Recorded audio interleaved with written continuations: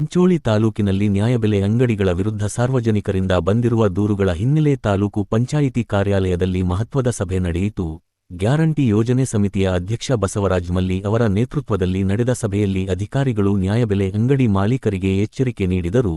Ration ವಿತರಣೆಯಲ್ಲಿ ಅಕ್ರಮ, ಹಣ ವಸೂಲಿ ಹಾಗೂ ಕಾಳಬಜಾರಿ ನಡೆಸುವವರ ವಿರುದ್ಧ ಕಠಿಣ ಕ್ರಮ ಕೈಗೊಳ್ಳಲಾಗುವುದು ಎಂದು ಅಧಿಕಾರಿಗಳು ತಿಳಿಸಿದ್ದಾರೆ.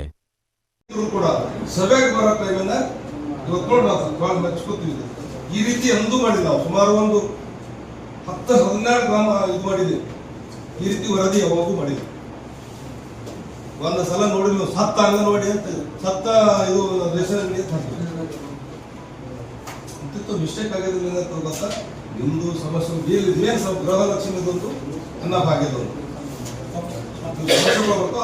ಇದು ಕಳ್ಳ ಸಾಕಾಣಿಕೆ ಸ್ವಲ್ಪ ಎಲ್ಲರೂ ಯಾರೇ ಇಲ್ಲ ಅದಕ್ಕೊಂದು ಸೇರಿ ಕಡಿವಾಡ ಹಾಕ್ಬೇಕ ತಹಶೀಲ್ದಾರ್ ಕೇಳ್ತಾ ಇದ್ವಿ. ವೆಹಿಕಲ್ ನಂಬರ್ ಗಾಡಿಗೆ ಮಾಲಿಕೆ ಸಹ ತಿಳ್ಕೊಟ್ಟಾರ ನಾವು ಎಫ್ಐಆರ್ ಮಾಡಿದ್ವಿ. ಅದು ಎಫ್ಐಆರ್ ಈಗ ಹೆಂಗಾಗ್ತದೆ ಸರ್, ಒಂದ್ ಮಾತು ನಮ್ಗೆ ಒಂದ್ ಮಾತು ಹೇಳ್ತೀನಿ.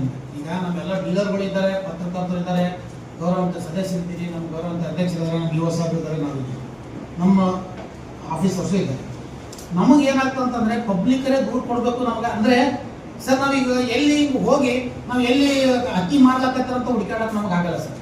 ನಮಗೆ ಒಂದು ಏನಪ್ಪ ಅಂತಂದ್ರೆ ಸರ್ ಇಂಥ ಓಣಿಯಲ್ಲಿ ಇಂಥ ಚಂದಾಪುರದಲ್ಲಿ ಇಂಥ ಮನೆ ಹತ್ರ, ನಮ್ಮ ಅಧ್ಯಕ್ಷರ ಮನೆ ಹತ್ರ, ನಮ್ಮ ಭಾಷಿಸರ ಮನೆ ಹತ್ರ ಈಗ ಒಂದು ಟ್ಯಾಕ್ಟ್ರು ಇದು ಒಂದು ಟಮ್ಟಮಿ ಅದ ಸರ್, ಮೈಕ್ ಹಚ್ಚಿ ಓದಲತ್ತಾನ ಅಥವಾ ಆಟೋದಾಗ ಅಕ್ಕಿ ತುಂಬಲತ್ತಾನ ಅಂತ ಒಬ್ಬರು ಪಬ್ಲಿಕರೇ ಕೊಡ್ಬೇಕು, ಪತ್ರಕರ್ತರೇ ಕೊಡ್ಬೇಕು ಅಥವಾ ಸದಸ್ಯರೇ ಕೊಡ್ಬೇಕು.